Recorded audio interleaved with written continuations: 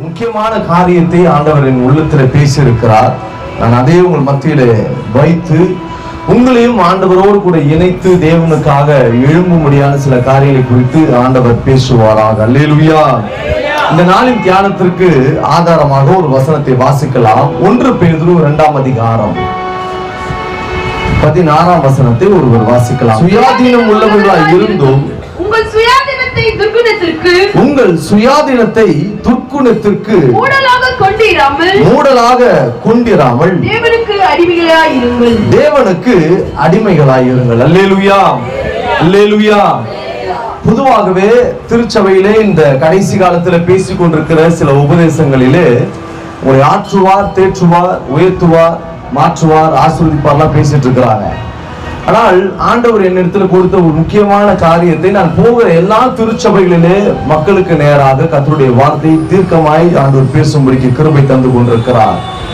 அவ்வண்ணமாகவே இந்த நாளிலே நான் இந்த சபைக்கு வரும்படிக்கு நான் செபித்துக் கொண்டிருந்த பொழுது காலை நேரத்திலே ஆண்டவர் என்னோடு கூட தெளிவாய் பேசின ஒரு வார்த்தை தான், நீ போய் என் ஜனங்களுக்கு சொல்லு, இந்த உலகத்தில் அவர்கள் தங்களை ரட்சிக்கப்பட்டவர்களாய் எனக்கு அர்ப்பணித்து சபைக்கு வந்து கொண்டிருந்தாலும் கூட பல நேரத்திலே அவர்கள் என்னை குறித்ததான பல காரியங்களை அறிய முடியாமல் அல்லது அறிந்து கொள்ள விருப்பம் இல்லாமல் அநேகர் ஓடிக்கொண்டிருக்கிறதை நான் கவனித்துக் கொண்டிருக்கிறேன். தேவனுடைய பிள்ளைகளாக ரட்சிக்கப்பட்டு சபையில சேர்க்கப்பட்ட நாம் ஆண்டவருடைய பிள்ளை என்று மார்த்தட்டி கொண்டு கிறிஸ்தவர்கள் என்று சொல்லி நாம் பேசி ஏதோ ஒரு காரியத்தை, நாம் கற்றுக்கொண்ட காரியத்தை நாம் செய்து கொண்டு ஓடிக்கொண்டிருக்கிறோம். ஆனால் வேதம் தெளிவாய் நம்மை குறித்து தீர்க்கமாய் சொல்லுகிறது. பேதுரு அப்போஸ்தலன் இவ்விதமாய் சபையினுடைய காரியத்தை குறித்து, ஒழுக்கங்களை குறித்து, சபை பாடுபட்ட காரியத்தை குறித்து எல்லாவற்றையும் எழுதி வரும் பொழுது ஒரு முக்கியமான வார்த்தையை தெளிவாய் எழுதுகிறார். என் கிறிஸ்தவ பிள்ளைகளாய் இருக்கிற என் மக்களே, நீங்கள் சுயாதீனம் உள்ள தேவனுடைய பிள்ளைகளாய் இருந்தாலும் கூட சில நேரத்தில் உங்களுடைய சுயாதீனத்தின் நிமித்தமாக சில துர்க்குணத்திலே மாட்டிக்கொண்டு தேவனுக்கு பிரியம் இல்லாமல் அல்லது தேவனுக்காக நீங்கள் வாங்கப்பட்டவர்கள் என்று சொல்லி அல்லது தேவனால் தெரிந்து கொள்ளப்பட்டவர்கள் ரட்சிக்கப்பட்டவர்கள் என்று சொல்லி பல நேரத்தில் மறந்து துர்க்குணத்தினாலே சிலர் தேவனை விட்டு தள்ளி போகிறதையும் சிலர் அவிசுவாசத்தினாலே விழுந்து போகிறதையும் அநேகருடைய வாழ்க்கையில பார்க்க முடிகிறது. அப்ப ஆண்டவர் சொன்னாரு, நீ போய் என் பிள்ளைகளுக்கு சொல்லு, என் பிள்ளைகள் எனக்காக நான் தெரிந்து கொண்ட ஒரு ராஜரீக கூட்டம். அல்லேலூயா, ஆமென் சொல்லுங்க. அல்லேலூயா, அல்லேலூயா. தேவனுக்கு நாம் அடிமைகளாய் இருக்க வேண்டும் என்று சொல்லி பேதுரு எழுதுகிறார். அவர் அவருடைய பார்வையில் இருந்து எழுதுகிறார். ஆனால் நம்மை குறித்து வேதம் தெளிவாய் சொல்லுகிறது. யோவான் 1ஆம் அதிகாரம் 12ஆம் வசனம், நாம் அவருடைய நாமத்தின் மீது விசுவாசம் உள்ளவர்களாய் நாம் எப்பொழுது அவரை விரும்ப ஆரம்பித்தோமோ, ஏற்றுக்கொள்ள ஆரம்பித்தோமோ, அப்பொழுதே நாம் தேவனுடைய பிள்ளைகளாய் மாறிவிட்டோம் என்கின்ற அதிகாரத்தையும் ஆண்டவர் கொடுத்து விட்டார் என்று சொல்லி யோவான் எழுதுகிறார். யோவான் இப்படி எழுதினாலும் கூட பேதுரு தெளிவாய் நம்மை எச்சரிக்க முடியாத ஒரு வார்த்தையை சொல்லுகிறார். நாம் பிள்ளைகளாய் தான் இருக்கிறோம் என்பதில் மாற்று கருத்து இல்லை. நாம் நிச்சயமாக தேவனுடைய பிள்ளைகள் தான். அதை காட்டிலும் நாம் தேவனுக்காக மிக முக்கியமான பொறுப்பாளிகளாய் அல்லது தேவனால் ஏற்றுக்கொள்ளப்பட்ட தேவனுக்காக வாழ வேண்டியதான அடிமைகளாகவும் இருக்கிறோம். பொதுவாகவே அடிமை என்கின்ற காரியம் ஒரு தவறான புரிதலை அநேகருடைய வாழ்க்கையில பார்க்க முடியும். ஒரு சிலர் மதுபானத்திற்கு அடிமையாக இருப்பார்கள், மதுபான வெறிக்கு அடிமைகளாய் இருப்பார்கள். கிறிஸ்தவ சபைகளிலே இன்றைக்கு திருவிருந்து எடுக்கிற அநேக கிறிஸ்தவ கூட்டங்கள் பாக்கு போட்டுட்டு சிகரெட் பிடிச்சுக்கிட்டு கள்ள தொடர்புகளில் இருந்துகிட்டு மதுபான வெறி கொண்டு எல்லாவற்றையும் செய்து கொண்டிருக்கிறார்கள். கணவன் மனைவி அடிக்கிறார்கள், பிள்ளைகளை தூஷிக்கிறார்கள், சபிக்கிறார்கள். பல காரியங்களை கிறிஸ்தவ சபையில இருக்கிற மக்களே செய்து கொண்டிருக்கிறார்கள். அவங்க யாருன்னு பாத்தீங்கன்னா இன்னும் சுயாதீனத்துல துர்க்குணத்துல மூடி இருக்கிறாங்கன்னு வேதம் சொல்லுது. அல்லேலூயா, அல்லேலூயா. ஒருவன் தேவனுக்கு அடிமையா இருப்பான் என்று சொன்னால் அவன் தன்னை ஆட்கொண்ட தெய்வத்திற்கு சகல காரியத்திலும் தேவனுக்கு முன்பதாக உத்தமம் உள்ளவனாய் இருப்பான். யோசேப்பை போத்திபாருடைய கைக்கு சகோதரர்கள் விற்று அனுப்புகிறார்கள். பெரிய ராஜாவினுடைய கைக்கு அவன் அடிமையாய் கொண்டு போகப்படுகிறான். அவனால் ஒரு காரியம் செய்ய முடியாது. காரணம், அவன் ஒரு அடிமை. ராஜாவை எதிர்த்து பேச முடியாது. ராஜாவுடைய சட்டத்தை மீறி செயல்பட முடியாது. ராஜாவுடைய கட்டளைகளுக்கு எல்லாவற்றிலும் எல்லா காலமும் அவன் அடிமையா இருக்கிற சகல நாளளவும் ராஜாவுக்கு கீழாக இருந்து தன்னுடைய கிரியைகளை செய்து கொண்டே இருக்க வேண்டும். அதுதான் அடிமையோட வேலை. ஆனா தேவன் அந்த அடிமையை குறித்து நமக்கு சொல்ல, ஏன்னா அழகா ரோமர்ல பவுல் அழகா இருக்கார், நாம் அந்தபடியே திரும்பவும் பயப்படுகிறதற்கு அடிமைதனத்தின் ஆவியை பெறாமல் அப்பா பிதாவே என்று கூப்பிட பண்ணுகிற புத்திர சுவிகாரத்தின் ஆவியை பெற்றோம். கையை தட்டி பரலோக ராஜாவுக்கு அல்லேலூயா, நல்ல கையை தட்டி அல்லேலூயா. நாம் பெற்றிருக்கிற தேவனுடைய ஆவி தேவனுக்கு முன்பதாக சகல காரியத்திலும் நம்மை நல்லொழுக்கத்தோடு கூட உத்தமத்தோடு கூட வாழ செய்யும்படிக்கு தான் நாம் அடிமைகளாக இருக்கிறோம் என்று பேதுரு எழுதுகிறார்.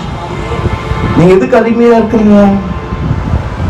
இன்னமும் கிறிஸ்தவ ஜனத்துல செல்போனுக்கு பாதி பேர் அடிமை, டிவி சீரியல்களுக்கு நம்ம ஆளுங்க தான் முதல்ல டிஆர்பில முதல் அடிமை.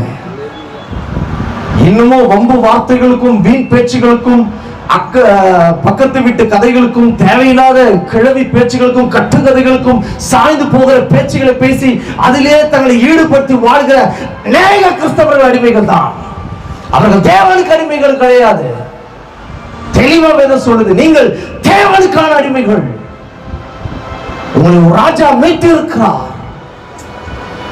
சும்மா ஆண்டவர் உங்களை அழைக்கலங்க. பக்கத்துல பசங்க ஆண்டவர் உங்களை சும்மாலாம் அழைக்கல. பாதி பேருக்கு வாய்ஸ் எல்லாம் அடங்கி போச்சு. என்னையா நேற்று வரைக்கும் உடஞ்சு போய் இன்னைக்கு சபைக்கு வந்திருக்கிறேன், இன்னைக்கு பார்த்து நீ பார்த்து இப்படிலாம் பேசிட்டு இருந்தா நான் என்ன பண்றது? நானே உடஞ்சி வந்த நீ சுக்குநூறா உடைக்கிறியே. அல்லேலூயா. உங்களை உடைப்பதற்காக அல்ல, தேவன் உருவாக்குவதற்காக. அல்லேலூயா. நல்ல கையை தட்டி அல்லேலூயா, அல்லேலூயா. தேவனுக்கான ஒரு அர்ப்பணிக்கப்பட்ட வாழ்வுதான் இந்த வேத வசனத்துடைய வார்த்தை. நாம் எப்படி வாழ்ந்துட்டு இருக்கிறோம்? உலகத்திற்கு நாம் வேஷம் தரித்துக் கொண்டு உலகத்தினுடைய ஆசைகளுக்கும் லௌகிக விருப்பங்களுக்கும் அல்லது மனிதர்கள் நம்மை இப்படி பார்த்துவிடக் கூடாது என்பதற்காக அவர்களுக்காக நம்ம மெனக்கட்டி செய்கிற பல உலகத்தினுடைய வேஷங்களுக்கு நாம் அடிமைகளாக இருந்து கொண்டிருக்கிறோம். பேசுறது புரியுதா? நம்ம போடுற ட்ரெஸ் கூட தகுதியா இருக்கலாம், ஆடம்பரமா இருக்க கூடாது. பக்கத்து பாசம் தகுதியா இருக்கலாம், ஆடம்பரம் வரக்கூடாது. அல்லேலூயா. அந்த அக்கா 10,000 ரூபாய்க்கு சாரி எடுத்தவன் என் வீட்டுக்காரர் வாங்குற 10,000 ரூபாய் சம்பளத்துக்கு 20,000 ரூபாய் சாரி தான் வேணும். ஆடம்பரம். அல்லேலூயா, அல்லேலூயா. அந்த பிள்ளைய வந்துட்டு இந்த பெரிய ஸ்கூல்ல பிரைவேட் ஸ்கூல்ல படிக்க வச்சு மெட்ரிகுலேஷன் சிபிஎஸ்ல படிக்க வைக்கிறான். என் பிள்ளைய நாங்க படிக்க வைக்கணும். ஆடம்பரம். விரலுக்கு வீக்கம் தான் நம்ம வாழ்க்கை வாழணும். அல்லேலூயா. அது தேவனுக்குள்ள இருந்து வாழணும். அல்லேலூயா.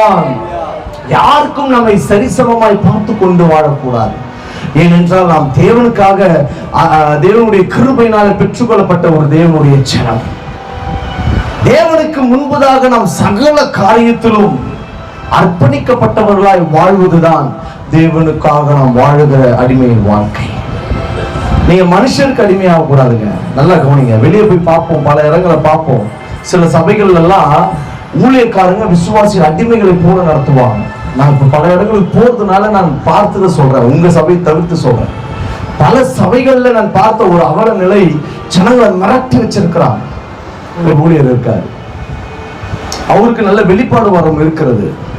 ஆனால் அவர் யார் வீட்டுக்காவது ஹவுஸ் விசிட்டிங் போறாரு, இல்ல சபைக்கு வர விசுவாசி புதுசா வருதுன்னா அவங்க மேல தேவன் இரக்கம் பாராட்டி விடுதலை ஆக்கினாலும் கூட தன்னால்தான் அந்த விடுதலை வந்தது என்று சொல்லி தன்னை பிரபகண்டா மாதிரி பண்ணி கொண்டு தனக்கு விரோதமா பேசக்கூடாது, குரல் உயர்த்தக்கூடாது, நீ கொடுக்காம இருக்கக்கூடாது, வராம இருக்கக்கூடாது, நான் சொல்லாம நீ இதையும் செய்யக்கூடாது என்று சொல்லி அவர்களை ஒரு அடிமைத்தனத்தின் முகத்தை தங்களுடைய ஆவியினாலே, தங்களுடைய சுய ஆவியினாலே கட்டுப்படுத்தி அவரை நடத்துவார்.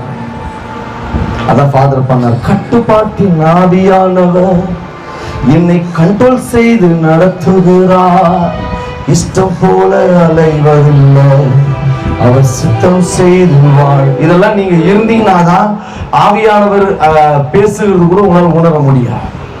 இன்றைக்கு பல ஊழியர்களும் அப்படித்தான் இருக்கிறார்கள். ஒரு விசுவாசிய மிரட்டி வைக்கிற ஊழியங்களை தேவன் விரும்பவே மாட்டார், அங்கீகரிக்கவும் மாட்டார்.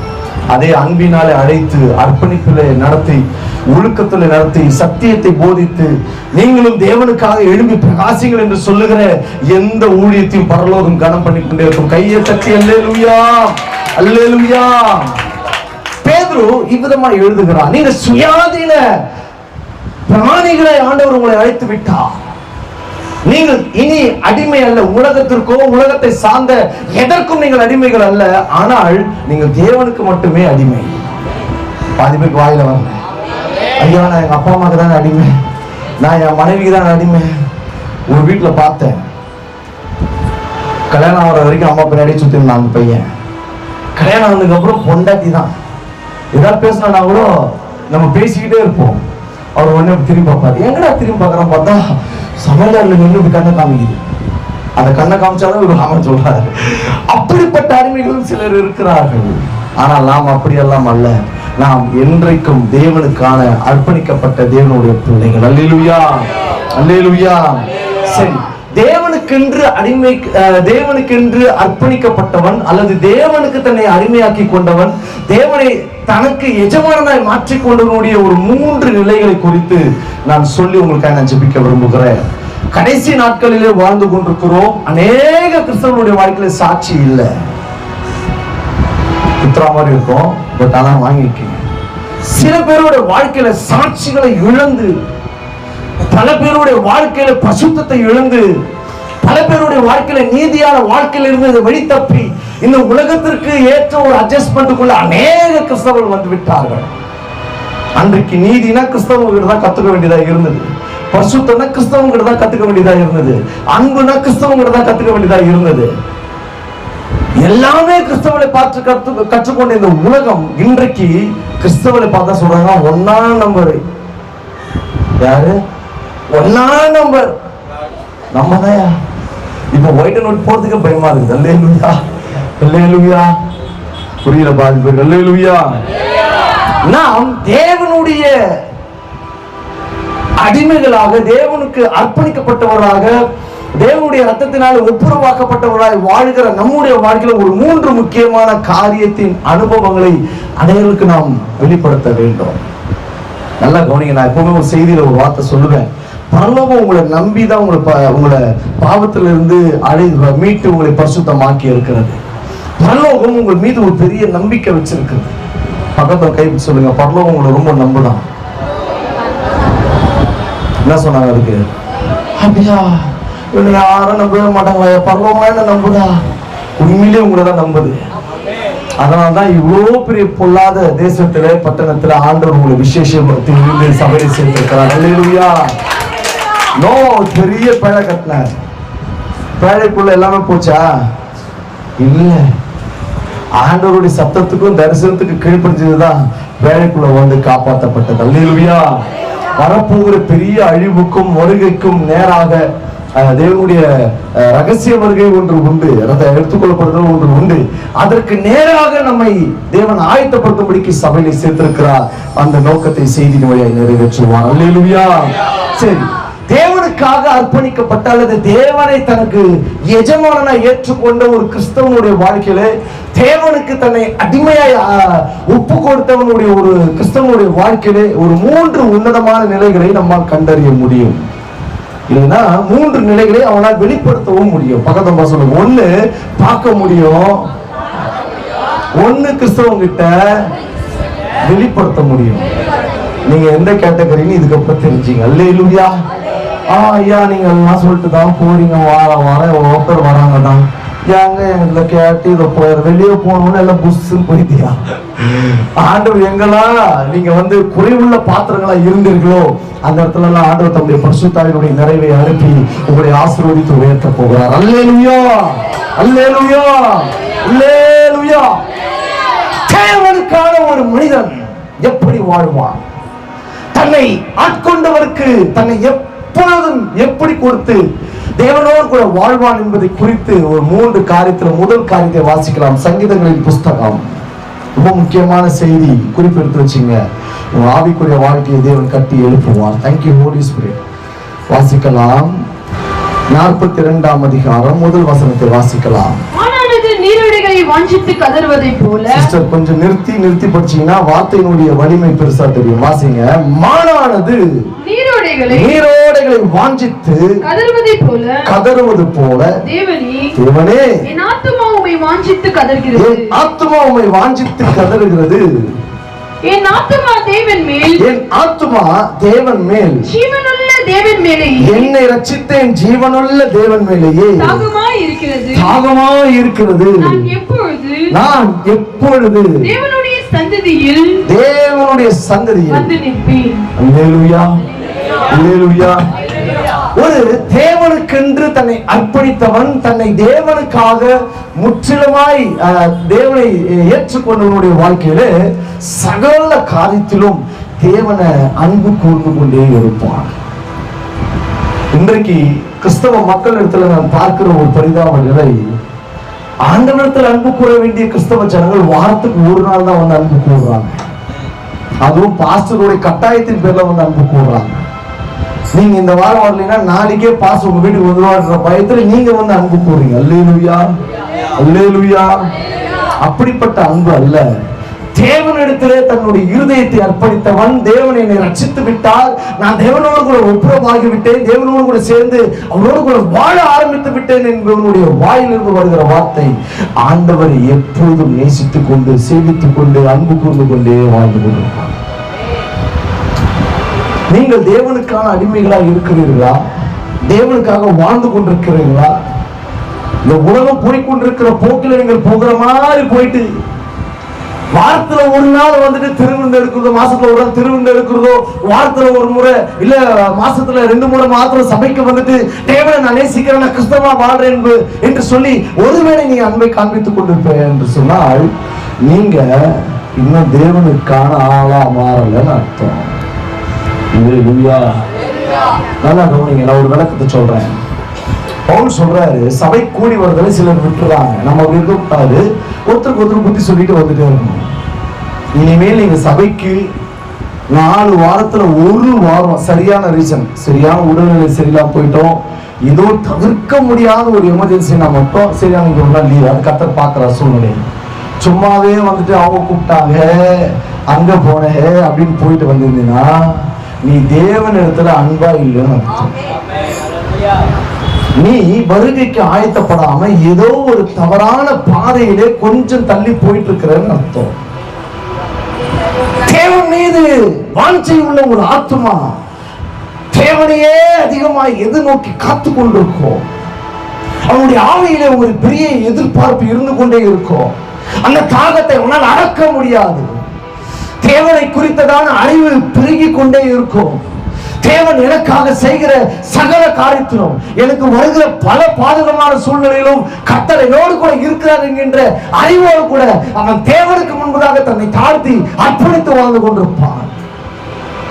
எந்த பொல்லாப்பு, எந்த விதமான எதிர்ப்புகள், போராட்டங்கள் எது வந்தாலும் அவனை கிறிஸ்துவின் அன்பில் இருந்து அவனை பிரிக்கவே முடியாது என்ற நிச்சயத்தோடு கூட வாழ்கிறவன் தான் கர்த்தரை நேசிக்கிற கர்த்தருடைய அடிமையானவன். சும்மா பாட்டு பாடிடலாம், அடிமை நான் ஆண்டவரே பாடாத, சரியா இருந்ததுன்னா பாடு. அப்பா பாடினாருன்னா அது அவருடைய அர்ப்பணிப்பு, அவருடைய தியாகம் எல்லாமே சேர்ந்து பாட்டா ராகமா வந்துருச்சு. நம்ம பாடுறதே அது அவருடைய பாட்டு எடுத்து பாடுறோம். எப்படி பாடுறோம்னா மொத்த முன்னாடி தான் பாடுவோம். அடிமை என்னோட உமக்கு சொந்தம். ஆண்டவருக்கு நீ உங்களை அர்ப்பணிக்கிற ஒரு அர்ப்பணிப்பு, தேவனை உங்களுடைய எஜமானா ஏற்றுக்கொள்ளுகிற ஒரு வாழ்வு, ஆண்டவர் மீது அன்பு அதிகமாய் பெருகி கொண்டே இருக்கும். அதிகமாய் தீராத பசியை போல வேதத்தை புரட்டி புரட்டி பார்த்து தியானித்துக் கொண்டிருக்கிற ஒரு வாழ்க்கையை அதிகமாய் தூண்டிவிடும். இன்னைக்கு பாதி கிறிஸ்தவ பைபிளை எடுத்துட்டு வரதுல சபைக்கலாம் வெள்ள செல்போன் மாடலுக்கு மாறிட்டீங்க. வேதத்தை படிக்கணும். உங்க வேதத்தை நாங்க வாங்கி பார்த்தோம்னா வேதமானது எப்படி இருக்கணும், அப்படியே ஒரு மாதிரி அழுக்கா இருக்கணும். அந்த அளவுக்கு உங்களுடைய கைரேகை அதுல பதிஞ்சு கலை மாதிரி இருக்கணும். ஐயா 10 வருஷத்துக்கு முன்னாடி கல்யாணத்துல கொடுத்தாரு எங்க ஐயா, நான் அப்படியே ஏதாச்சும் பாருங்களே, அல்லேலூயா, நாங்கள் இப்ப எங்களை போல ஒரு சாட்சியோட குடும்பம் எங்கேயா பார்க்க முடியுமா, அல்லேலூயா அப்படின்ற மாதிரி இருக்க கூடாது.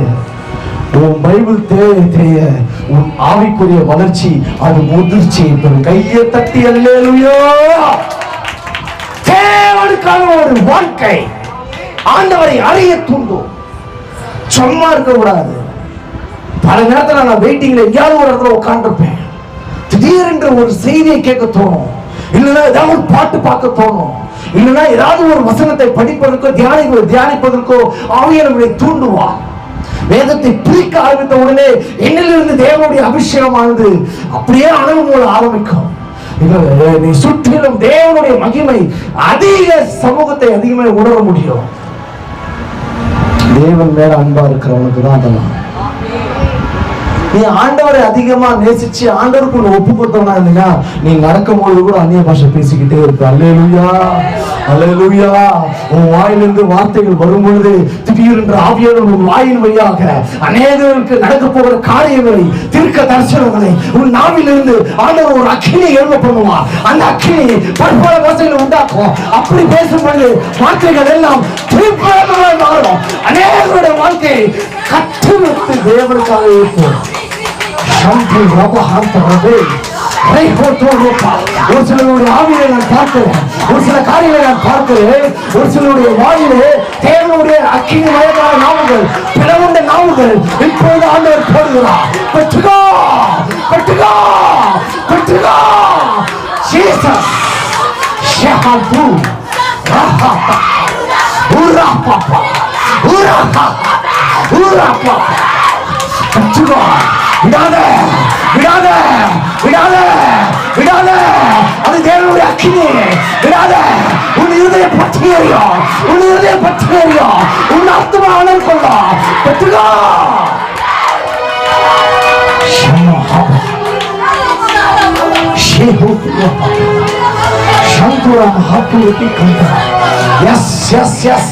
ஒரு சில கேட்க ஆண்டவரே எனக்கு இது மாதிரி பேசுறதுக்கு நான் விரும்புறேன், எனக்கு அப்படிப்பட்ட கிருபைகளை நான் பெற்றுக்கொள்ள விரும்புகிறேன், இப்பொழுது எனக்கு தருகிறேன்னா நானும் அண்ணன் சொல்ற மாதிரி சகோதரர் சொல்லுகிற வண்ணமாக நானும் கூட பேசுகிறேன் என்று சொல்லுகிறவன் என்னுடைய ஆண்டவர் பார்த்து சொல்லுங்க. ஆவியானவரே எங்கள் நாவை தொடுவீராக, எங்கள் நாவை தொடுவீராக, எங்கள் நாவை பழக்க வைப்பீராக. அது அக்கினியை மாறட்டும், அது அக்கினியை மாறட்டும். பற்பல பாஷையில் பேச இப்பொழுது அபிஷேகம் பண்ணும்.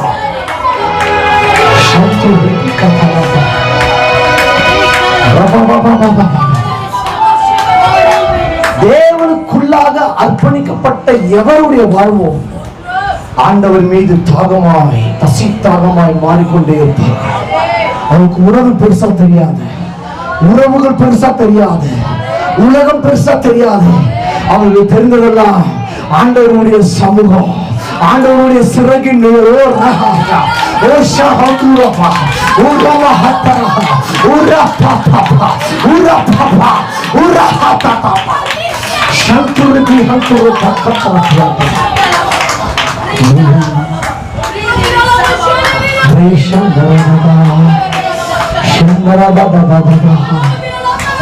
Oh yes, yes, yes, yes. தேவனுக்கான ஆத்மா தன்னை ஆட்கொண்டவரை பிரியப்படுத்த விரும்பும். பக்கத்தில் பாசுறாங்க, அது பிரியப்படுத்த விரும்பும். தேவனையே லவ் பண்ண வைக்கும். உலக லவ் எல்லாம் வந்து குப்பையா தோணும். மனுஷர்கள் பேசின, மனுஷிகள் பேசின, காதலர்கள் பேசின, காதலிகள் பேசின, கணவன் பேசின, மனைவி பேசின அத்தனை வார்த்தையும் பிரசன்னத்துக்கு முன்பதாக குப்பை.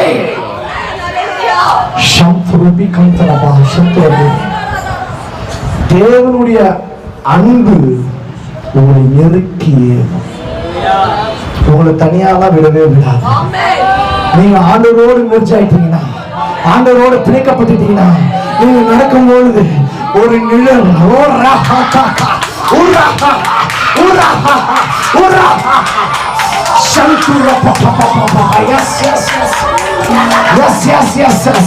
விரும்புகிற சில பேருடைய ஆவிக்குரிய வாழ்க்கையில ஆண்டவர் அனுக்கிரகமாக அதை கொடுக்கிறார்.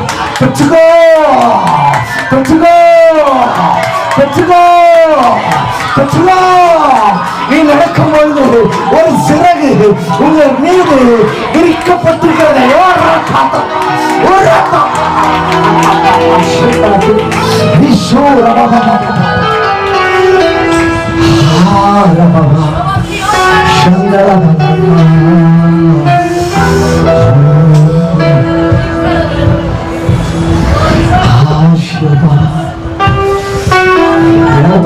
வெளியே வர முடியல, வார்த்தைக்கு நேரம் என்ன போக முடியல, ஆவிய நடத்துறவங்க போகிறாங்க. நீங்க தயவுசெய்து கண்ணை மூடி அப்படி பிரசனத்தோடு கூட இருந்து தேங்க்யூ. சின்ன பிள்ளைங்க கூட தேவ சமூகத்தை உணர விரும்புகிறவர்களால் மாறுங்க. இது பரலோகத்தில் வீற்றிருக்க எஜமானனுடைய தெய்வீக சமூகம்.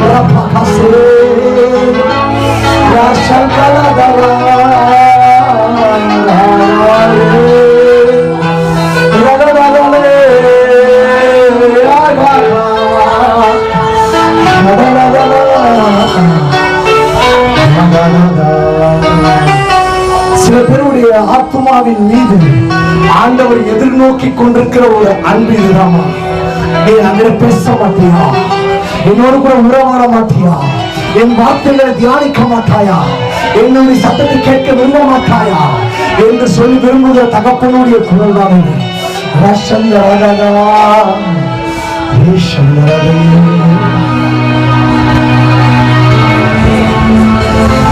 தேவன் மீது வைக்கப்பட்ட அன்பின் விருத்தி தான் இந்த அபிஷேகம்.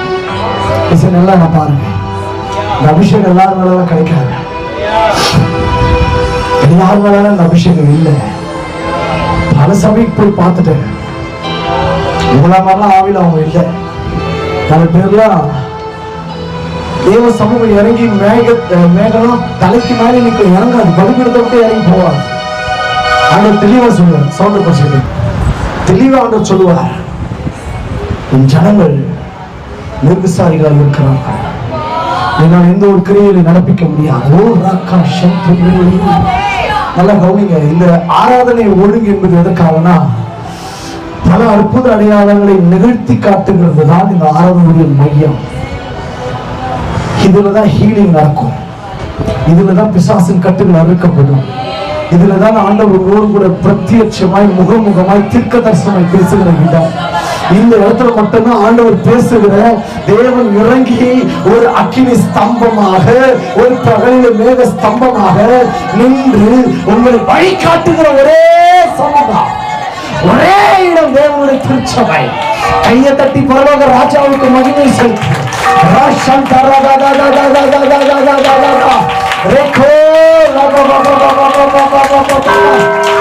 அவருக்கு மகிமை. பல பேருடைய வீட்டுல ஒரு சில திட்டான சுத்தங்கள் இருக்கிறதுனாலதான் உங்களால் ஆவியில நிரம்பி செபிக்க முடியல. இப்பொழுது ஆண்டவர் அந்த திட்டான அசுத்த கிரியைகளை உடைக்கிறார். கைகளை தட்டி வாயை திறந்து அந்நிய பாஷையில் பேசி உங்கள் வீட்டில் இருக்கிற எல்லா அசுத்தங்களையும் உடைக்கிற நேரம் இது. ஆண்டவர் கையில் கொடுத்துக்கிற அதிகாரத்தை பயன்படுத்த நீதான் அதிகாரி, ஆண்டவருடைய பிள்ளை, ஆண்டவருக்காக தெரிந்து கொள்ளப்பட்ட பாத்திரம். கையை தட்டி உடையாத உடையாத பசுத்தாவிட உடையாத இயேசுவின் நாமத்தை சொல்லி அந்நிய பாஷையில பேசி உடையாத. ஷமா ஹமா ஹமா ரமா ஹமா ஹமா ரமா ஹமா ஹமா ஷாதாதாதாதா. எஸ், ஒரு விதமான வீடுகள் அழுக்கை போல ஒரு சில காரியத்தை பார்க்கிறேன். ஒரு விதமான அழுக்கு, அது அநீதிக்கு அர்த்தம். சில அசுத்தமான அல்லது அநீதியான சில காரியங்கள் எல்லாம் இப்பொழுது இயேசுவின் ரத்தத்தை வேண்டி விரும்பி உங்கள் நாவை பரிசுத்த ஆவியினுடைய பற்பல பாஷைகளினாலே பேசி இயேசுவின் ரத்தத்தை கொண்டு உங்கள் வீட்டை சுத்திகரியுங்கள், உங்கள் வீட்டை சுத்திகரியுங்கள். அசுத்தங்கள் போக உங்கள் வீட்டை சுத்திகரியுங்கள். அசுத்தங்கள் போக, தீட்டுகள் போக, அநீதிகள் போக, பிசாசுகள் போக கழுவி சுத்திகரியுங்கள். ஆராதனை முடிச்சுட்டு போய் பாருங்க உங்க வீட்டை. உங்க கண்ணில் இருந்து ஒரு தெளிவான ஒரு வெளிச்சம். எலியாவினுடைய வேலைக்காரனை பார்த்து சொன்னான், இப்ப போய் பாரு என்ன நடக்குது, போய் பாரு. ஆண்டவரே, ஒரு கையளவு மேகத்தை நான் பார்த்துட்டேன், ஒரு கையளவு மேகம் எழும்பி இருக்கிறத பார்த்துட்டேன். இப்பொழுது அந்த மேகம், ஒரு கையளவு மேகம் உன் கண்களின் வெளிச்சத்திலிருந்து ஆண்டவரை பார்க்க உதவி செய்கிறார். இனி எந்த அசுத்தங்களோ, எந்த பலவீனங்களோ, எந்த பாடுகளோ, தேவையான சாப கிரியைகளோ ஒன்றும் ஒரு குடும்பத்தை சேதப்படுத்தாது. சந்திரம் கருக்கா சந்திரம் கருக்கா ரிபோர பக்கத்தனை சரி மஷத்த சிகா சம்பஹத்தனை. Thank you Jesus. இனி உங்க வீடு ஜெப வீடா மாற போறாங்க. அல்லேலூயா அல்லேலூயா. நீங்களும் தேவனும் உலாவுகிற ஒரு அக்கினியின் ஆவிக்குரிய அக்கினி ஜுவாலையா தேவன் உங்க வீட்டை மாற்றி இருக்கிறார். அந்த அக்கினி உங்க வீட்டை பற்றியை செய்து நீங்க உள்ள போவது ஒரு ஃபயர், ஒரு ஃபயர், ஒரு ஃபயர், ஒரு ஃபயர், ஒரு ஃபயர். இப்பொழுது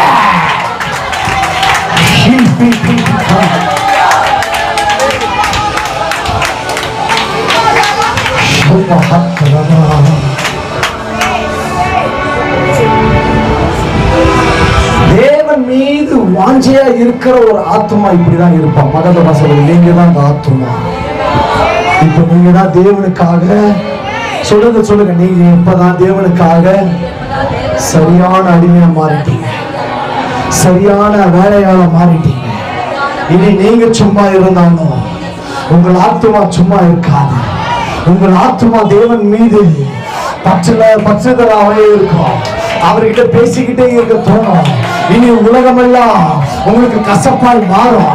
உலக பேச்சுகள் எல்லாம் வெறுப்பாய் மாறும். உலக சிநேகம் எல்லாம் தேவனுக்கு முன்பதாக குப்பையாய் மாறும். இப்போ நீங்களும் தேவனுமாய் மாறுவீர்கள். அல்லேலூயா அல்லேலூயா. தேவனுடைய வார்த்தை இனி உங்கள் நாவில் இருந்து புறப்படும். உங்க வீட்டுல நீங்க உங்க கணவன் கிட்ட, உங்க மனைவி கிட்ட, உங்க பிள்ளைகிட்ட பேசும்போது வார்த்தை என்ன? இயேசு இயேசு இயேசுன்னு தான் வரும். நீங்க இயேசுன்னு சொல்லும்போது உங்க பக்கத்துல மகாராஜா இருந்து உங்களை பார்த்து மகிழ்வா கையை தட்டி அல்லேலூயா அல்லேலூயா. இல்ல கவனிங்க, ஒரு ஊழியக்காரர் சொன்னார், நரகத்துக்கு ஆவியில போனாராம்.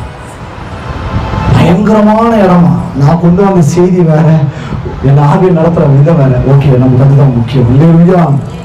நரகத்துக்கு போயிருந்தாங்க. ஆவியில போய் பல காரியங்களை பார்த்து கொண்டிருந்த பொழுது ஒரு அதுவே ரொம்ப உயிரிலான ஒரு இடம். இன்னும் ஒரு குறிப்பிட்ட இடத்துக்கு போய் அவருடைய ஆவியானது போய் பார்த்ததான். அந்த இடத்துல தரலான பிசாசு கூட்டங்கள் எல்லாம் இருந்துதான். அப்போ இவரை ஆவியில் நடத்தின பரிசுத்தாவினுடைய சத்தம் அவருடைய காதுகளில் கேட்டதான். பிசாசுகள் எல்லாம் ஒரு ஊழியக்காரனோட பேரை சொல்லி இதை பண்ணணும் அதை பண்ணணும்னு சொல்லிட்டு பண்ணிட்டு இருந்ததான். அப்போ அந்த நேரத்துல அவருடைய காதுகளில் கேட்ட ஒரு வார்த்தை, இதெல்லாம் என்ன பண்ணிட்டு இருக்குது, என்னமோ பண்ணிட்டு இல்லை ஆண்டவரே, பயங்கரமா ஒரு பயமோது நின்று போயிடுங்க, பயப்படாத, அந்த பிசாசுகளுக்கு முன்னாக நீ இருக்கிறது தெரியாது, ஒரே ஒரு பேரை மட்டும் நீ சொல்லு, அது என்ன பண்ணது பாருங்க. நரகத்துல உன்னுடைய ஆவி நிற்கும் என்று சொன்ன ஒரு வார்த்தை, இந்த நேம் ஆஃப் ஜீசஸ், இயேசுவின் நாமத்திலே என்றுதான் சொன்னாரா. நரகத்தில் இருந்த பிசாசுகளுடைய கூப்பிட்ட சத்தம், ஐயோ இங்கேயே சொன்னிட்டாரா, இங்கேயே சொன்னிட்டாரா, இயேசு வந்துட்டாரா என்று அலறி அடித்து ஒன்றும் செதறி போக பண்ண முடியாத வார்த்தையா இருந்ததுதான் நரகத்துக்குள்ளேயே. ஏன்னா அந்த நாமம் வானிலும் பூவிலும் மேலான நாமம், வல்லமை உள்ள நாமமது. வானிலும் பூவிலும் மேலான நாமம், வல்லமை உள்ள நாமமது. சொல்லுவோம் இந்த நாமத்தை, நாம் சொல்லுவோம் இந்த நாமத்தையே, இயேசு என்ற நாமம்.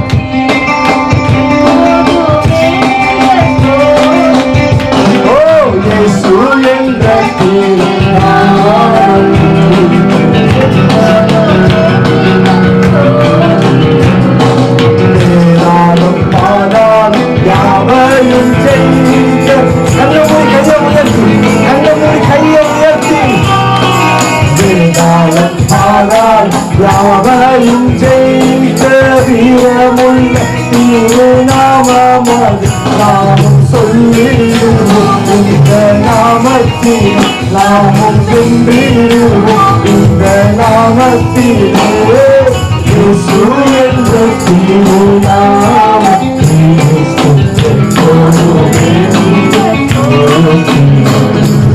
இயேசு என்ற திருநாமத்தில்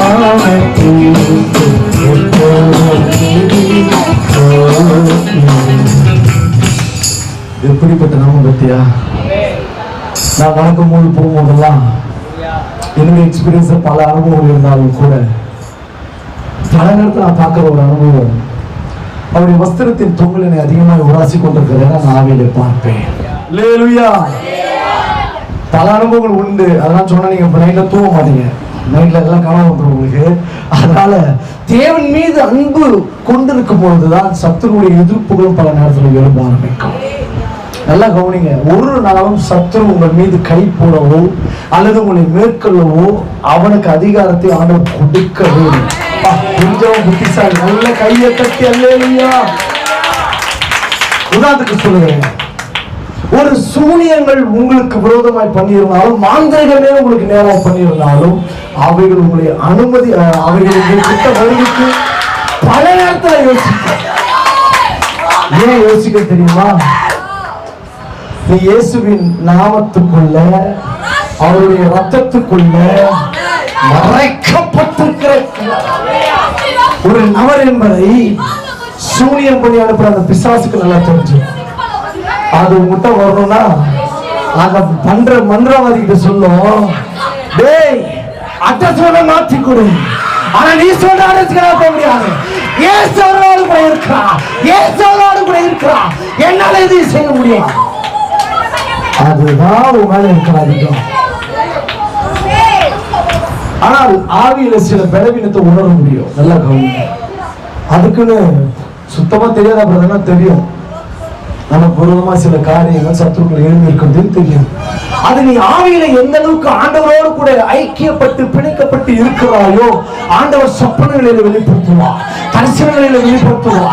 அவருடைய வாயினாலே அவர்கள் உங்களை பற்றி சொல்லி அவர்களாகவே தாங்களாகவே மாற்றிக்கொள்வார். ஆண்டவர் கூட இருக்கும் போது அதெல்லாம் நடக்கும். நீங்களா நினைச்சு எது செஞ்சாலும் ஒண்ணுமே புரியாது.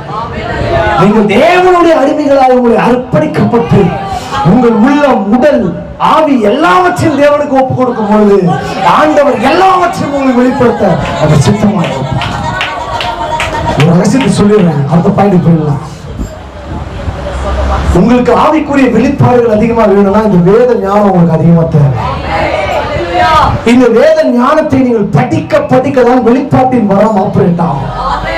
குறிப்பா இந்த ஏசாயா, எசேக்கியேல் தீர்க்கதரிசன புத்தகம், வெளிப்படுத்தின விசேஷம் நீங்க படிச்சீங்கன்னா அதிகமா ரெவலேஷன் உங்களை சுற்றி இருக்கிறதான பல காரியங்கள், நிகழ போகிற சில வெளிப்பாடுகள் எல்லாம் உங்களுடைய ஆவிக்குரிய உள்ளான மனுஷர்களே அந்த அந்த ஒரு அந்த அந்த அந்த தேவனுடைய வல்லமையை உணர்ந்து கொண்டே இருக்கிற அந்த ஆத்துமா தேவனுடைய தரிசனங்களை வெளிப்படுத்தி காட்டும். ஆனா வசனத்தை படிச்சாதான் அந்த வெளிப்பாடு. வாரத்துக்கு ஒரு முறை நீங்க பைபிள் தூக்கிட்டு சபைக்கு வந்ததுனால நீங்க வெளிப்பாடா மாறிட முடியாது. வசனத்தை படிக்க படிக்கதான் ஆண்டவர் உங்களை சுற்றி சூழ்ந்திருக்கிற சகல காரியத்தை சொல்லுவார். உங்களை நடத்த வேண்டிய வழியில நடத்துவார். பல ஆபத்துகளுக்கு கத்தவங்களை விலக்கி காட்டுவார். பலவிதமான போராட்டங்களுக்கு உங்களை விரோதிக்கிற சகல சத்துருவுக்கு விரோதமாக தேவனுடைய தலையை எண்ணெயினாலே அபிஷேகம் பண்ணி உங்கள் பாத்திரத்தை நிரம்பி வழிய பண்ணுகிற ஒரே ஆயுதம் கர்த்தருடைய வார்த்தை. மஸ்டா பேசுவேன். கர்த்தர் வசனம் இல்லாம செய்து வாழாதீங்க. இன்னும் தெளிவா சொல்றேன், இந்த வசனங்கள் தான் உங்களுடைய வாழ்க்கையினுடைய தீர்க்காயுசு நாட்களை வளர்த்துட்டேன். கையை தட்டி அல்லேலூயா.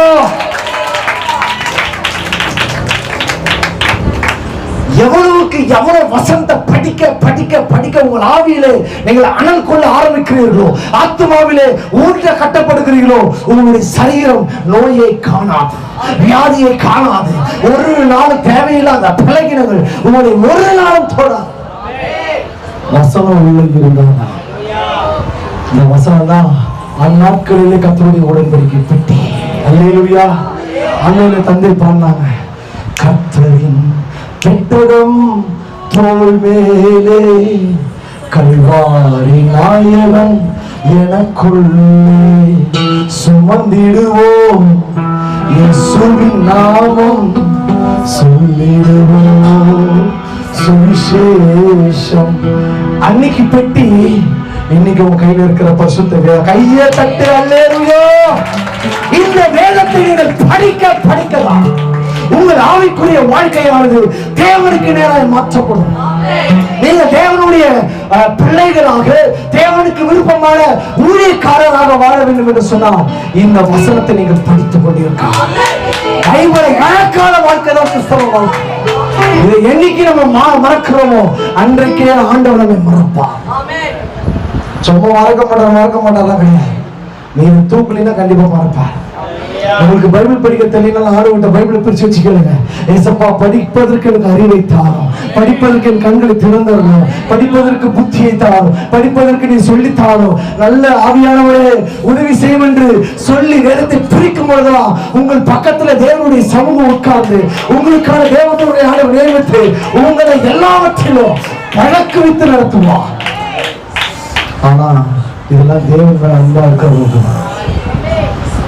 நீங்க ஆண்டவர் மேல அன்பா இருங்க, ஒரு நாள் உங்களை விட்டு பிரியவே மாட்டாங்க.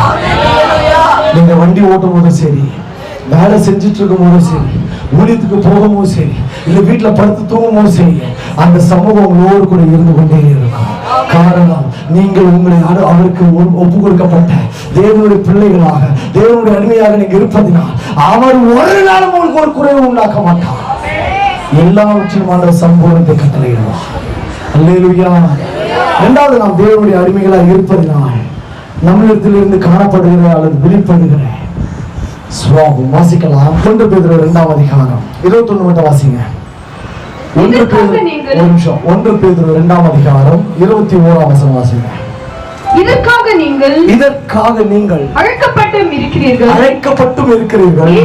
ஏனெனில் கிறிஸ்துவும் உங்களுக்காக பாடுபட்டு நீங்கள் தம்முடைய அடிச்சுவடுகளை தொடர்ந்து வரும்படி உங்களுக்கு மாதிரியை பின்வைத்து போனார். அல்லேலூயா, அல்லேலூயா, அல்லேலூயா. இரண்டாவது, நாம் தேவனுக்கான அடிமை, தேவனுடைய பிள்ளை, தேவனுடைய உக்கரானக்காரன் அல்லது தேவனுடைய வேலைக்காரன், அவருக்காக நான் அர்ப்பணிக்கப்பட்டவன் என்று சொல்லுகிற ஒரு வாழ்க்கையில இயேசு கிறிஸ்து எப்படி வாழ்ந்து பரமேறி போனாரோ அந்த மாதிரிகளை அடிச்சுவடுகளை தொடருகிறவன் தான் கர்த்தருடைய தேவனுடைய அடிமையானவன். பல பேரோட வாழ்க்கையில ரட்சிக்கப்பட்டு வந்த உடனே கொஞ்ச நாளைக்கு உற்சாகமா இருப்பான். போய் பேச மாட்டாங்க, திருட மாட்டாங்க, தப்பானதை பார்க்க மாட்டாங்க, தவற பேச மாட்டாங்க, பொருள் போட மாட்டாங்க, சபைக்கு நேரத்துக்கு வருவாங்க, சாட்சியா இருப்பாங்க, பாயம் அடிப்பாங்க, சகல வேலைகளிலும் பொறுப்பா இருப்பாங்க, ஊழியக்காரருக்கு தோல் கொடுப்பாங்க, சகலத்திலும் செய்வாங்க. அவன் உள்ளத்துல இருக்கிற அந்த அன்பு, தேவனுடைய அன்பு நிறைந்து இருப்பதினால் காணப்படுகிற ஒரு அடையாளம். ஆனால் நாட்கள் உருண்டோட நான் சொன்னதெல்லாம் கொஞ்சம் கொஞ்சம் அப்படியே தளர்ந்து வெளியே போய் கடைசியில கர்த்தர் நமக்கு கற்றுக் கொடுத்த வேத சத்தியங்களை, மாதிரிகளை கூட அவங்களால் கடைபிடிக்க முடியாது. இதனால அவங்களுடைய ஆவிக்குரிய வாழ்க்கை எவ்வளவு மாறுகிறது என்று சொன்னால், தேவனுக்கு அர்ப்பணிக்கப்பட்டவருடைய வாழ்க்கை சற்று உலகத்தோடு கூட சேர்ந்து கொள்ளும்படிக்கு அல்லது உலகத்தை சில நேரங்களிலே கவர்ந்து கொள்ளும்படிக்கு, உலகத்தினால் காணப்படுகிற பல ஆதாயங்களை ஆதாயப்படுத்திக் கொள்ளும்படிக்கு தங்களுடைய தேவனுடைய மாதிரிகளை, அடிச்சுவடுகளை அவர்கள் மறந்து விடுகிறார்கள். நிறைய பேர் பார்க்க முடியுது.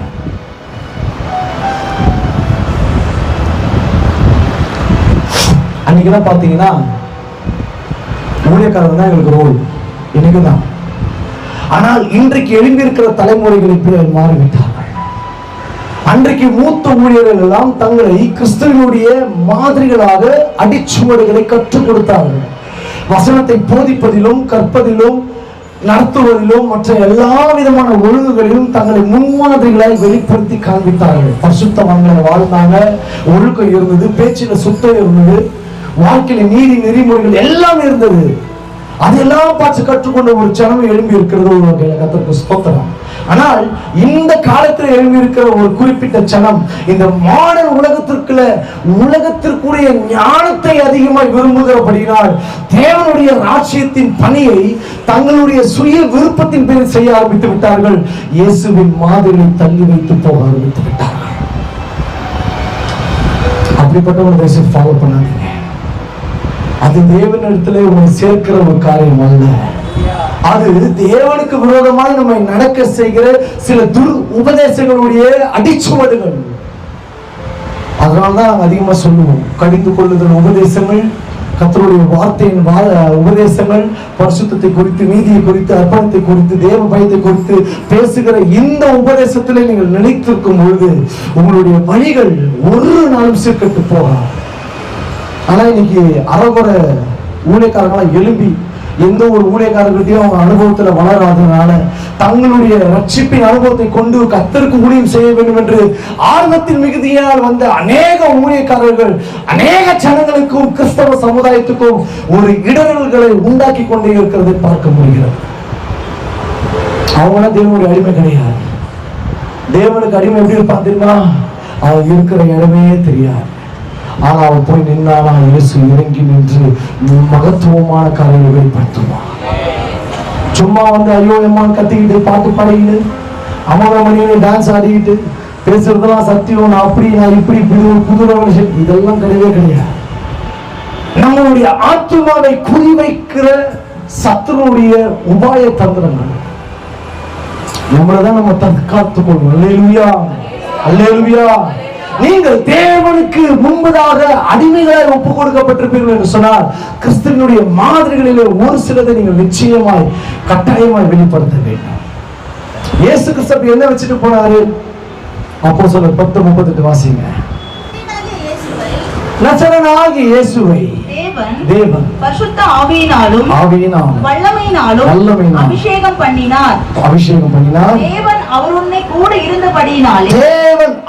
கூட இருந்தபடியினாலே அவர் நன்மை செய்கிறவராயும். நல்ல கவனிங்க சிஸ்டர் அண்ட் பிரதர், தெளிவா வேதம் சொல்லுது. அவர் தேவனுடைய ரூபமாக இருந்தும் தேவனுடைய அபிஷேகத்தை பெற்று அவர் வாழ்நாட்களிலே சகல நாட்களிலும் அவர் நன்மை செய்கிறவராய் சுற்றி தெரிந்து கொண்டிருந்தார். இயேசு நமக்கு வைத்து விட்டு போன மிக முக்கியமான ஒரு அடிச்சுவடுல ஒரே ஒரு அடிச்சுவடு, பல அடிச்சுவடு வச்சுட்டு போயிருக்காரு. அது தியானித்தால் இன்னைக்கு நேரம் பத்தாது. அது ஒரே ஒரு காரியத்தை மாத்திரம் எனக்கு ஆண்டவர் சொன்னதை மாத்திரம் சொல்லிவிட்டு போகிறேன். தேவன் அவரை அபிஷேகம் பண்ணியிருந்தார், அவர் நன்மை செய்கிறவராய் சுற்றி தெரிந்தார். நீங்க இருக்கிற இடத்துல தேவனுக்கான ஒரு பிள்ளை, ஒரு அர்ப்பணிக்கப்பட்ட தேவனுக்கான ஒரு அடிமையான ஒரு வாழ்க்கை நீங்கள் வாழ்வீர்கள் என்று சொன்னால் நீங்கள் நன்மைகளை வெளிப்படுத்தி காண்பிக்கிற தேவனுடைய பிள்ளையாய் நீங்கள் காணப்பட வேண்டும். எபேசியர்ல பவுல் அதை குறித்து தெளிவாக எழுதுவார். வாசிக்கலாம். 2ஆம் அதிகாரம் 10ஆம் வசனம் வாசிக்கலாம். எபேசியர் 2:10. தமக்குள்ளே எபேசியர் 2:10. ஏனெனில் நல்ல கவனிங்க சிஸ்டர் என்பது நற்கிரியைகளை செய்கிறதற்கு நாம் கிறிஸ்து இயேசுவுக்குள் சிருஷ்டிக்கப்பட்டோம். தேவனுடைய ஆக்டிவிட்டியா இருக்கிறோம். அப்படின்னா என்னன்னா அவர் நினைக்கிறத என்ன பாருங்க, அவர் நினைக்கிறத உங்கள் வழியாய் ஒப்பு கொடுக்கப்பட்ட அர்ப்பணிக்கப்பட்ட உங்கள் வழியாய் வெளிப்படுத்துவதற்காக தேவனுடைய செய்கையாக இருக்கிறீர்கள். உங்க வாழ்க்கையில நீங்க கர்த்தரை தேடுறது எவ்வளவு முக்கியமா இருக்கிறதோ அதை காட்டிலும் ஆண்டவர் சொல்லுகிறத நன்மையானவைகளை மற்றவர்களுக்கு செய்கிறதுல நீங்க முக்கியமாக இருக்க வேண்டும். உங்கள் செய்கைகள், சொல், செயல், மற்ற கிரியைகள் எல்லாம் தேவனுக்கு முன்பதாக அவர் எதிர்பார்க்கிற ஒரு காரியமா இருக்காது. பல பேரோட வாழ்க்கையில பாக்குறேன். அண்மையில பெரிய ஃப்ரெண்டு இல்லையா, எனக்கு ஒரு போன் வந்தது பெரும்பாக்கம் பகுதியிலிருந்து. அங்க சொன்னாங்க ஃபுல்லா தண்ணியில சர்ச்சு ஃபுல்லா மூடிச்சு, ஒரு 10 லட்சம் ரூபாய் பொருள் போயிச்சு அப்படின்ட்டு சர்ச்சை பத்தி பேசிட்டு இருந்தாரு. அந்த மூத்த முடியாது எல்லாமே கேட்டு முடியும். அதற்கு நடுவிலும் தன்னுடைய சபைக்கு வர விசுவாசிகள் அவங்க எல்லாம் என்ன பண்ணிருக்காங்க, அவங்க ஃப்ரெண்டு ரொம்ப அதிகமாக ஆனதுனால அந்த பாஸ்டர் அந்த பிள்ளைகளோட பேசும்பொழுது தன் அக்கௌண்ட்ல இருந்த பல ஆயுதங்களை கொண்டு வந்து பாஸ்டருக்கு கொடுத்து இதெல்லாம் பண்ணி அந்த பகுதியில் இயேசுவை அறியாதவர்களுக்கு முக்கியமாய் அதிகமாய் உடை கொடுத்து, அவங்களுக்கு போர்வை கொடுத்து, சாப்பாடு கொடுத்து, அவங்களுக்கு தங்குவதற்கு இடம் கொடுத்து எல்லாமே ரெடி பண்ணி நற்கிரிகளை வெளிப்படுத்தினாங்களாம். அவன் சொன்ன ஒரு வார்த்தை எனக்கு ஏந்தமா வந்தது, போன வாட்டி வந்த ஃப்ளட்ல ஒரு முஸ்லிம் சகோதரர் தான் அதெல்லாம் செஞ்சாங்க. அப்ப எனக்கு ஒரு குற்ற உணர்ச்சி வந்தது, என்னடா உலகத்துல அவன் நமக்கு சொல்லி கொடுக்கிற அளவுக்கு அவன் இருக்கிறான், நாம இன்னும் எதுவுமே செய்யாம இருக்கிறோமே என்று சொல்லி என்னுடைய 10 லட்சம் ரூபாய் பொருளை பத்தி நான் துளிய யோசிக்காம எனக்கான என்னுடைய பிள்ளைகள் எல்லாம் சேர்த்து நான் எல்லா மனிதர்களுக்கும் நற்கிரிகளை கிறிஸ்துவுக்கு முன்பாக நான் செய்து முடித்தேன். அதுதான் ஆண்டவர் என்னை குறித்ததான திட்டம். அதுலயே ஆண்டவர் என்னை குறித்து சந்தோஷம் அடைகிறார் என்று சொல்லி அவர் தன்னுடைய ஊழியத்தை குறித்து என்னோடு பேசினார். உங்களால அவ்வளவு செய்ய முடியலனாலும் உங்களால சின்ன உதவியில கொஞ்சமா செய்யுங்க. பக்கத்துல பசங்க கொஞ்சம் உதவி செய்யுங்க. ஏன்னா நீங்க தேவனுடைய அடிமை, தேவனுக்கான பிள்ளை, அவருடைய கிரியை, அவர் உங்களை சிருஷ்டித்ததனுடைய நோக்கமே அது ஒன்றுதான். அல்லேலூயா, அல்லேலூயா. நீங்கள் எந்த அளவுக்கு நற்கிரிகளை செய்து கொண்டே இருக்கிறீர்களோ அந்த அளவுக்கு ஆண்டவர் உங்கள் பட்சமா நின்று உங்களுக்கான சகல இடுக்கணிலும் தேவன் உங்களுக்கான பெரிய வழிகளை உங்களுக்காக திறந்து கொடுத்து, மிகப்பெரிய திறந்த வாசலை திறந்து கொடுத்து உங்களை எல்லை கொள்ளாத அளவுக்கு ஆண்டவருடைய ஆசீர்வாதங்கள் இறங்காது. ஆனா நீ தேவனை போல ஒரு அடிச்சுவடாகிய ஒரே ஒரு அடிச்சுவடு தான் சொல்றேன், அந்த ஒரே ஒரு அடிச்சுவடாகிய நன்மை செய்கிற ஒரு குணம் அதிகமாக வெளிப்படுத்த. ஏனென்றால் நற்கிரியை செய்வதற்காக சிருஷ்டிக்கப்பட்ட தேவனுடைய பிள்ளை ஒரு நாளும் அதை மறந்துவிடக் கூடாது. எனக்கு இந்த விஷயத்துல போதுகிற ரொம்ப பிடிக்கும். என்னோட கூட இருக்கிறது ஒரு சிலர் தான் இருக்கிறாங்க. அந்த மாதிரி பல நேரத்துல எந்த உதவியா இருந்தாலும் முகம் போடாம செய்வாங்க. பல பேருக்கு உதவி செய்யறது நான் கேள்விப்பட்டிருக்கிறேன். அது 10 இன்னும் அதிகமா மாறணும். அல்லேலூயா, அல்லேலூயா. அவரால் செய்ய முடியாது, நீங்க எல்லாரும் தோல் கோத்து செஞ்சாதான் அதை தேவனுடைய கிருபையினால முழுமையாக செய்து முடிக்கணும். கையை தட்டி அல்லேலூயா. நீங்க அப்படி நற்கிரியை செய்ய ஆரம்பிக்கும் பொழுது நடக்கிற ஒரு பியூட்டி பார்க்கலாம். மத்தேயு 5ஆம் அதிகாரம் 16ஆம் வசனம். இவ்விதமாய் மனுஷர் உங்கள் நற்கிரைகளை கண்டு பரலோகத்தில் இருக்கிற உங்கள் பிதாவை மகிமைப்படுத்தும்படி உங்கள் வெளிச்சம் அவர்கள் முன்பாக பிரகாசிக்க கடவுது. நீங்கள் செய்கிற எல்லா நன்மைகளையும் நீங்க சொல்ல வேணாம், ஐயா நான் போய் இதை செஞ்சுட்டு இருந்தேன் நீ சொல்ல வேணாம், ஆண்டவரே நான் இதை செய்தேன் நீ சொல்ல வேணாம். உங்ககிட்ட இருந்து பெற்ற ஒரு சிறிய உதவி அங்க பிதா கிட்ட போய் நிற்கும். பிதா ஒரு மகிழ்ச்சி இருக்கும் பாருங்க.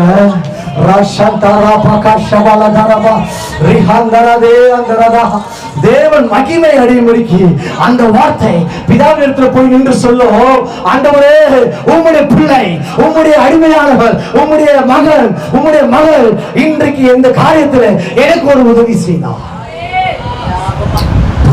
பார்த்து ஒரு ப்ரமோஷன் கொடுத்தவங்களுக்கு குறைந்த வாடகையில் இருக்கிற அல்லது குறைந்த வருமானத்தில் இருக்கிறவங்களுடைய வருமானத்தை ஆண்டவர் அப்படியே மல்டிப்ளை பண்ணுவார். அதுதான் ஆசீர்வாதங்கள். சும்மா வந்து நான் கான்ஃபரன்ஸ் வைக்கிறேன், ப்ராஸ்பரிட்டி கான்ஃபரன்ஸ் வைக்கிறேன், வந்து கலந்துக்கோ 10,000 ரூபாய் கட்டிட்டு உள்ளவா நீ பணக்காரன் சொன்னா அவன் ஏமாத்துறான்னு அர்த்தம். நீ செய்கிறதை, உன் வலது கை செய்கிறதை இடது கைக்க தெரியக்கூடாது சொன்ன ஆண்டவருக்கு முன்பதாக நீ செய்கிற ஒரு சின்ன நற்கிரியை பரலோகத்தில் இருக்கிற இயேசுவின் இடத்துல கூட கிடையாது, பரலோகத்தில் இருக்கிற பிதாவிடத்துல போய் சேர்ந்து வானங்களே கொள்ளாத அளவுக்கு ஆண்டவர் உங்களுடைய சிரசை ஆசீர்வதிப்பார். நீங்க அந்த நன்மையை பாக்குறீங்களோ இல்லையோ, உங்க பிள்ளைகள் சந்ததி சந்ததி சந்ததியா அந்த ஆசீர்வாதங்கள் திளைத்து வாழ்வார்கள். அவருடைய ஆசீர்வாதங்கள் எல்லை இல்லாததா இருக்கும். மிகப்பெரிய ஒரு கடல் மணலத்தனையான ஆசீர்வாதங்களை போல தேவன் சுதந்திரிக்க செய்வார். ஆனா நீங்க செய்யணும், கஷ்டப்பட்டாலும் செய்யணும். சரீர உழைப்போ, பண உதவியோ, பொருள் உதவியோ, அல்லது உங்களுக்கு தெரிந்த ஞானத்தின் அறிவோ எதையோ ஒன்றை பயன்படுத்தி யாருக்கு எதை தேவைப்படுகிறதோ முகம் கூடாம செஞ்சுட்டு விட்டுருங்க. ஆண்டவர் உங்களை ஆசீர்வதிப்பார். தேவனுடைய நற்கிரியில் தேவனுடைய சமூகத்துல மகிழ்ச்சியை கொண்டு வரும் என்று சொன்னால் உங்கள் வாழ்க்கை இருக்கிற எல்லா இன்னல்களும் கண்ணீர்களும் தேவன் துடைத்து தம்முடைய மகிமையின் அபிஷேகத்தினால் ஆஸ்வதிக்கும் போது வாழ்க்கையே மகிழ்ச்சியாய் மாறிவிடும். அப்படி கண்களை மூடியல தோணலாம். Thank you holy spirit. இன்னும் ஒரு பாயிண்ட் இருக்கு, நேரம் இல்லை, நான் முடிச்சிடுறேன். சரியான நேரத்தில் முடிக்கிறது சரியான பழக்கம். நாங்கள் உங்கள் மீது இருக்கிற அந்த அன்பு, அந்த வைராகியம் பெருக வேண்டும் என்று நான் விரும்புகிறோம். எங்களை அபிஷேகம் பண்ணி இருக்கிறேன். எங்கள் நாவை தேவனுடைய அக்கினியினாலே பழக்குவித்திருக்கிறேன்.